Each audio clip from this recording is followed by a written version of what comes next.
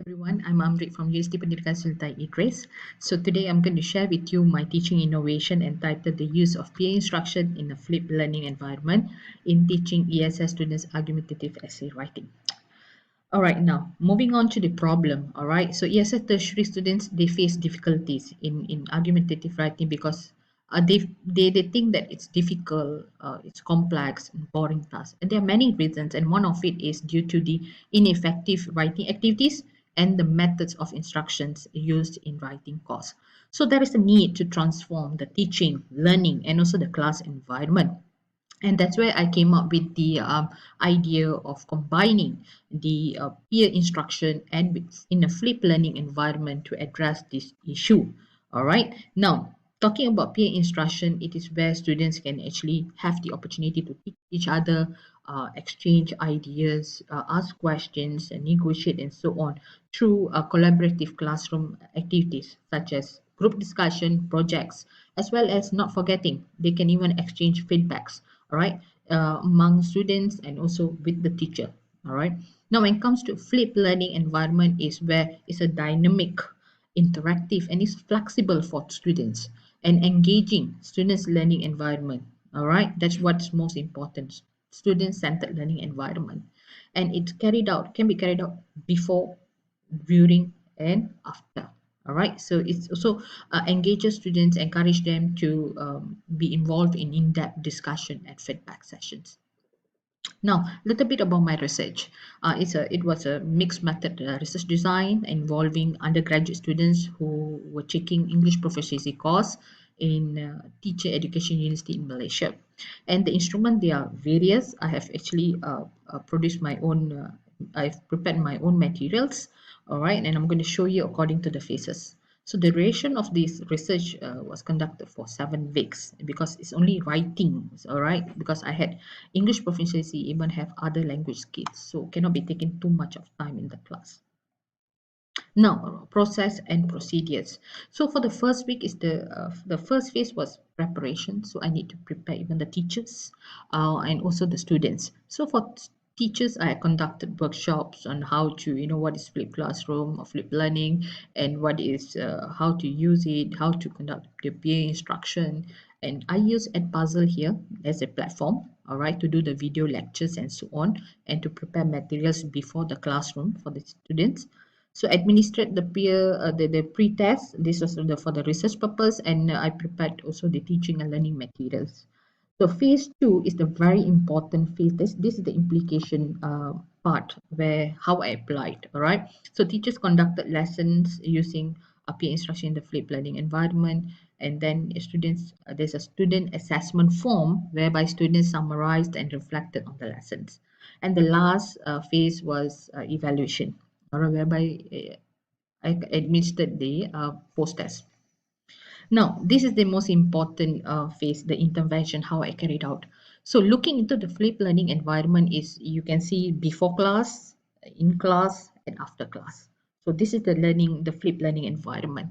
In flipped learning environment, the content will be exposed. Students will be exposed to the content before the class, so that whatever they have learned, they have something in their mind, the content, so they bring to the class. And in the class, they will have lots of hands-on practice, practical practice they can give, and they share their ideas, feedback, and that's where it comes to application, analyzing, all right. And after the class is where they will write the summary, reflections, what they have done.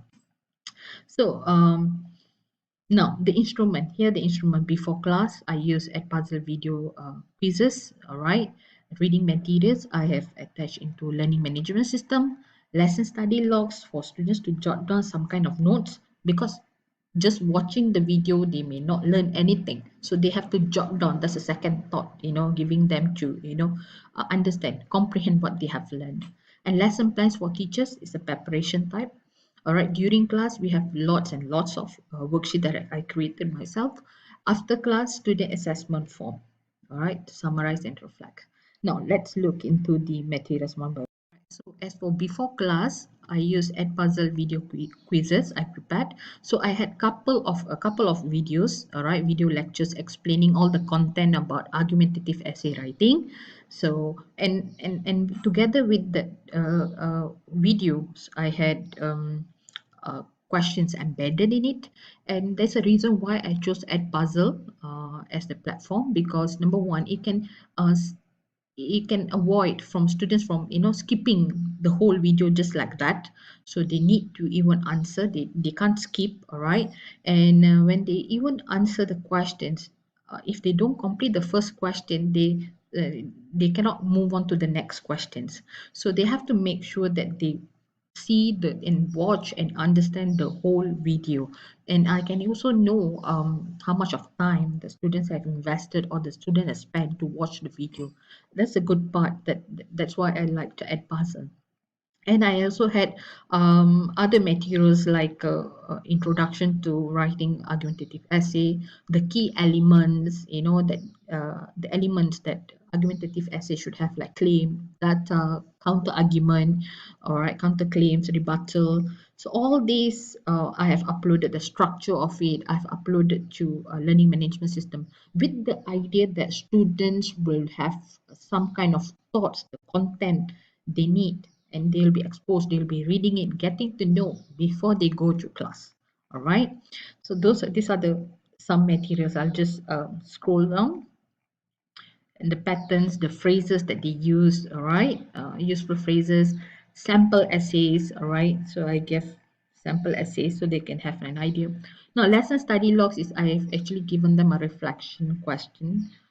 Just ask them to jot down what, after watching the video, after reading the materials, uh, to actually to make their own notes, what they have learned, to comprehend whatever they have learned.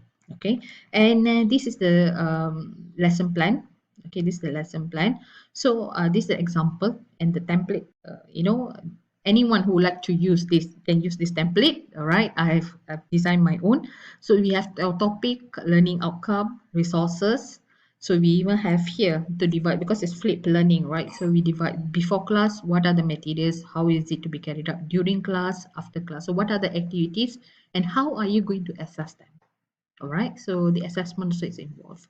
So this is just an example for pair work, and this is another one example for group work. Because for my study, I actually I focused the peer instruction for two modes. For three modes. In individual, where there's nothing, there's a control group, and I had experimental is number one is pair work and also group work. So there's a need of peer instruction, not only in groups, but can be in the form of pair work. Okay, so that is before. Now I'm going to show you the during.